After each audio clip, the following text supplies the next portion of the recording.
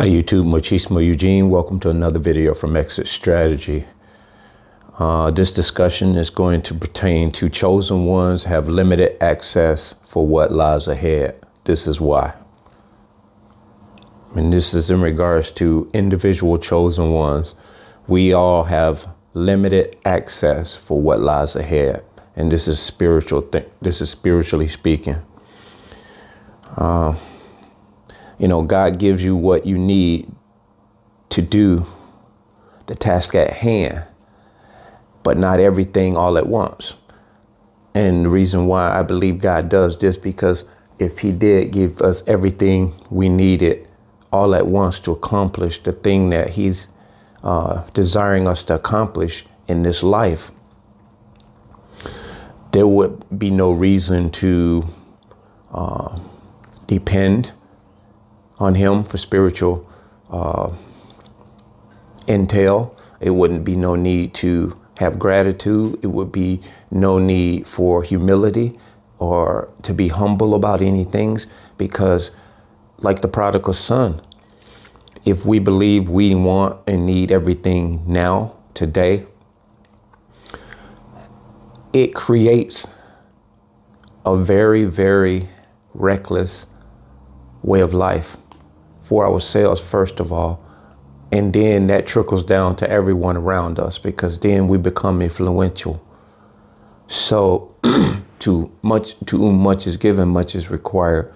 So it's important, whatever you are have access to at the moment, just utilize it and just do what you can with what you're given, until you're able to do more. Do what you can with what you have right now, because I believe God is giving you and equipping you with what you need for what you're doing right now. So don't be overzealous. Don't be impatient with yourself or God. And the next one is it's a chain being formed that utilizes a combination of individual by spiritual linkage. It's a chain being formed by God, and he's linking us together. And a lot of us haven't met each other. We may never see each other in the physical here on this earth, but I do believe there is a time that we will be unified. It is something innate to the nature of a chosen one to believe this. All may not be at present moment completely convinced of this, but if you're chosen, as I said initially with the first one, you're limited by way of understanding at this moment right now, because there's other things that God is probably trying to show us individually. So it's kind of like wanting this, but God is trying to show you that. And wanting that, and God is trying to show you this. And the reason why I believe this so strongly, because looking back in hindsight in our life, we all can attest to the fact that we see things that we thought we should have saw before. We see them now in hindsight, but yet we still exist. We still breathe. We were able to overcome and come through that thing. And it wasn't by just chance and circumstance. It was by the hand of God. So this is how we continually believe in God, that he is the one that's providing us and equipping us to do the thing that we need to do. We just need to stay focused on that thing. And the drive that you need, by his mercies, he'll give it to you. So just be patient with yourself. And the next one is no one chosen one will do all the building of his kingdom, nor should he. And that kind of stuff explains itself because of, if one person was the only one that could look to himself as to something being accomplished, irrespective of spiritual powers that being God, that would breed an arrogancy and a pride. And God doesn't want that. He despises pride. And he says in his word, humble yourself in the sight of the Lord and he will exalt you in due time. And I believe that. And so the next one is humility is why the limitation, which is what I just said. Humility is why the limitation is in place for focus to finish what is started in us. The next one is all chosen ones will feast from the same table at the conclusion. At the conclusion, we'll all feast from the same table. And it won't be any lack, and there will be nothing that you will be in want for. Won't be any enviousness, strife, hate, disparaging, backbiting, none of this stuff that we see in this world. That's a perfect world. And it was a perfect world to begin with, until the corruption came into this life. And so, all chosen, I just said that one. The next one is build up what's good and tear down what is not. Individually, we must assess, do an inventory of the things that are good, both within us and without us, outside of us.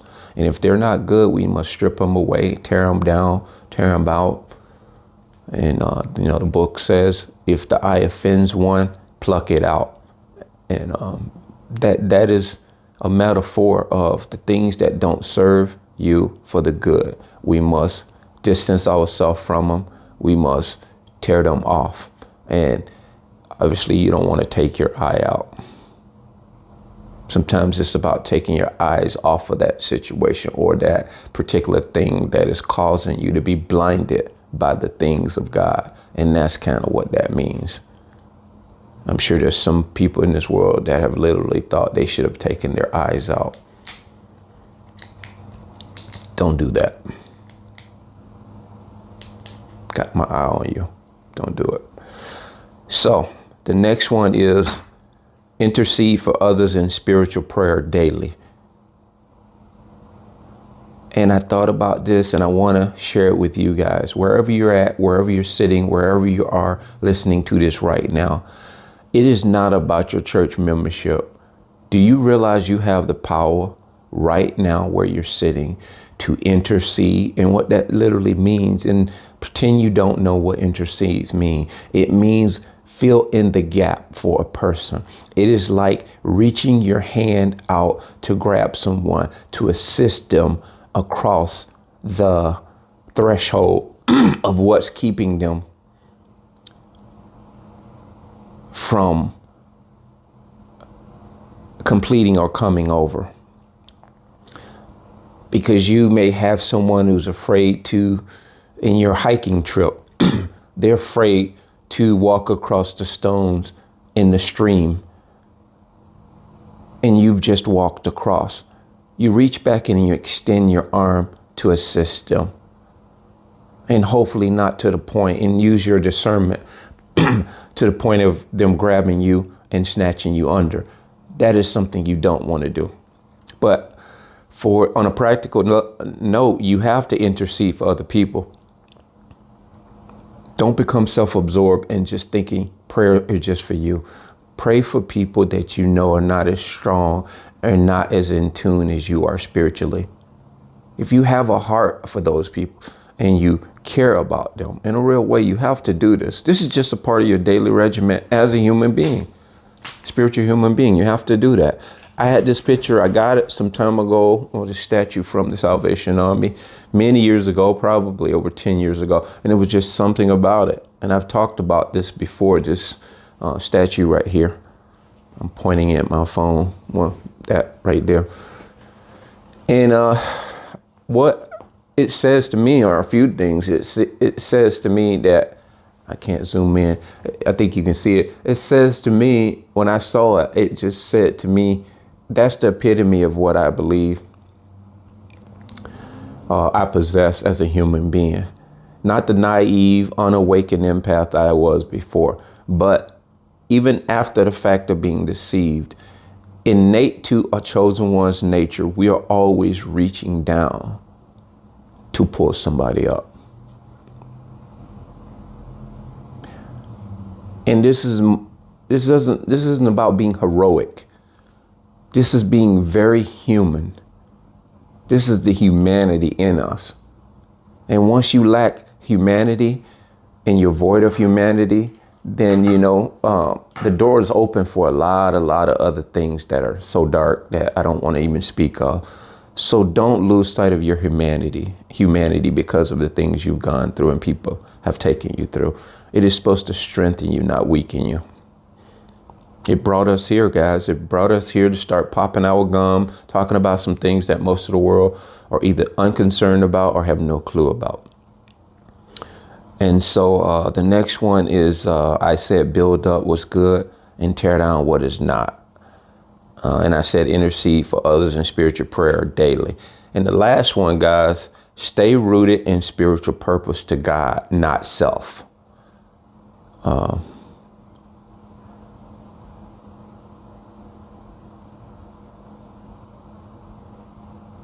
It says, I said, stay rooted in spiritual purpose to God, not self. It's and I was thinking I was going to write, this the only true satisfaction for life and things in it. And I believe this is truly the only way I believe true satisfaction can be achieved. Not to say you're not supposed to be satisfied in some of the things that you do in life, such as some of your personal accomplishment. You should take pride in that. Not in a negative way, be proud of those things, not prideful. But take pride in that. And so, but you don't want to be, you want to stay rooted in spiritual purpose for God. And that way, these things they will bring you a better appreciation because they are a result of a spiritual connection to God. You have people that have all the things that you and I may think we need, a house that's paid for, 1, 2, 3, or 4 cars in the garage that are paid off, a lucrative income or an income stream. But a lot of times these people are so empty and void of genuine friendships and camaraderie with other people, genuine peace. They don't have these things. That's not to say that some people who are well off don't have peace and satisfaction, but often this is rooted in your connection and focus to God and the purpose that He has for you in this life. And that's what brings pure happiness, organic happiness, and satisfaction in the things that you've accomplished. When you know you didn't get here on your own. It wasn't by just happenstance. It was the power of God that got you there. So guys, I wanted to share that with you. I hope you are very blessed by the video. So that being said, bless.